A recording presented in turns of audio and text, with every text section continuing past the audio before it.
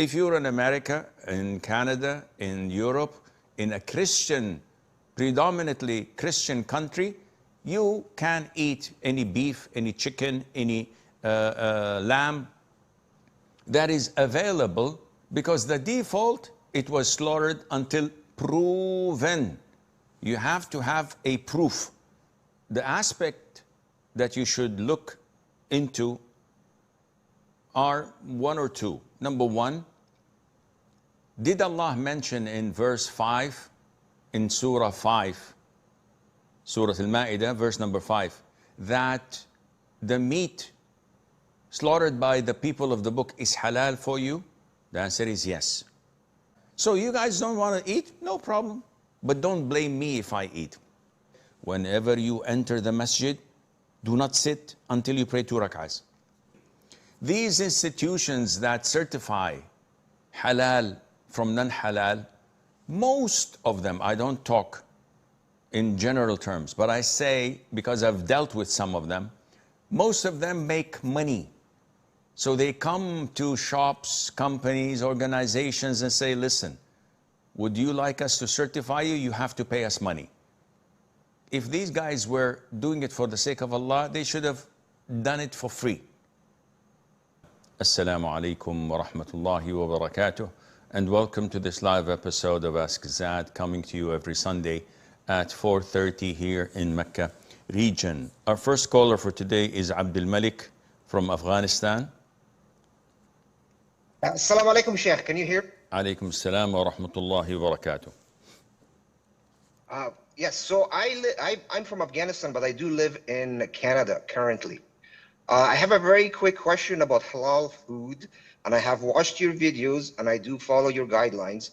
My question is this. So in Canada, we have multiple institutions or organizations that certify food as halal, and I have no issues with purchasing them. However, last week I was visiting a family member and I volunteered and I said, let me go out and get some halal chicken from this specific store. But I got a lot of attitude and a lot of raised eyebrows. Is it proper halal? Is it this? Is it that? So my question is this. Should I be concerned about who's certifying this food as halal, or how do I guide these people that follow such thought processes? Akhi Abdul Malik, I've clarified this in previous videos, so it wouldn't be logical for me to reinvent the wheel. The aspect that you should look into are one or two. Number one, did Allah mention in verse 5 in Surah 5, Surah Al-Ma'idah, verse number 5, that the meat slaughtered by the people of the book is halal for you? The answer is yes. Did the Prophet ﷺ investigate or instructed his companions to investigate whenever they were given gifts from the people of the book? Or did he say, just say Bismillah and eat yourselves? He just said to them, say Bismillah and eat yourselves. And he did this himself when was invited by a Jew woman. So aspect number one, if you're in America, in Canada, in Europe, in a Christian, predominantly Christian country, you can eat any beef, any chicken, any lamb that is available, because the default, it was slaughtered until proven. You have to have a proof. It's not sufficient to hear people say, oh, I know a particular slaughterhouse that does not slaughter. They kill before they slaughter. They do. This is all hearsay. The default in my religion, I can eat. And to prevent me from eating, I have to have proof and evidence. The second aspect is, if some people doubt this, this is up to them. They have all the right not to eat. But they cannot condemn others for eating, because they have the proof with them, the default with them, that it is halal. So you guys don't want to eat? No problem. But don't blame me if I eat.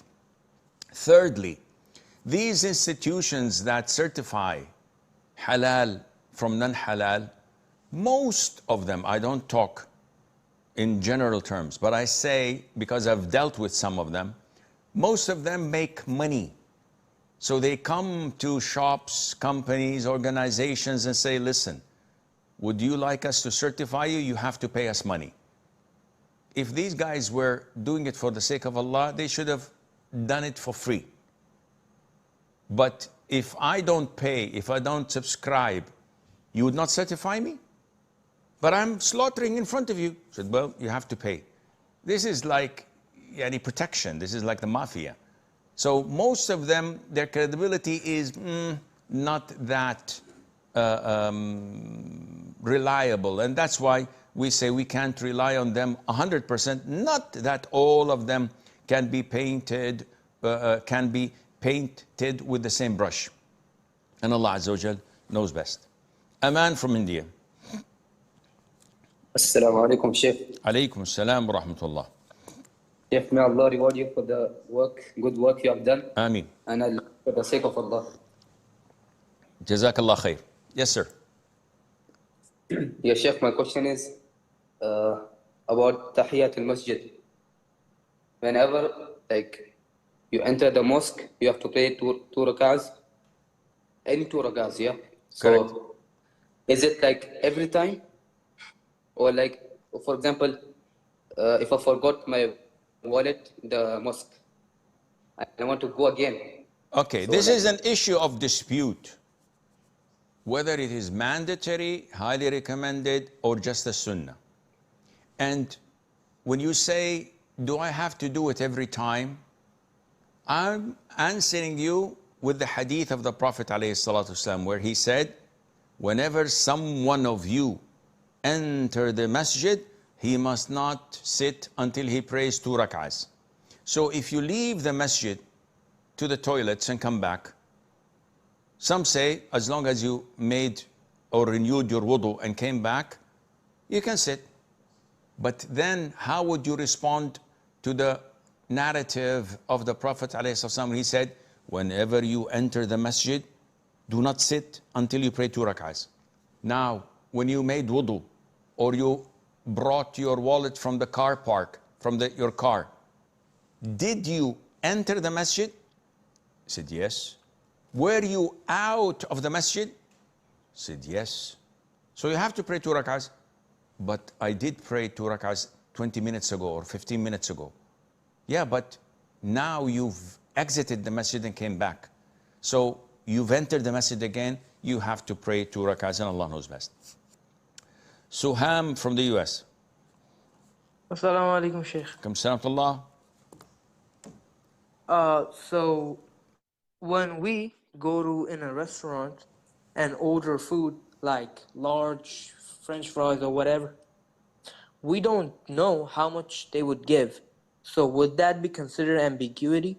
No, it's not. This is forgiven. Ambiguity is something where you would feel cheated or you are gambling. But when there is an approximation, when you get a medium fries, a large fries, a small fries, approximately you know the portion you're gonna be served. So there's no ambiguity in it. Likewise, when I buy a big jacket, the inside filling of the jacket may differ. I don't know what is the filling. Is it ostrich feathers? Is it nylon? Is it wool? Is it any other fabric? Yet I buy it.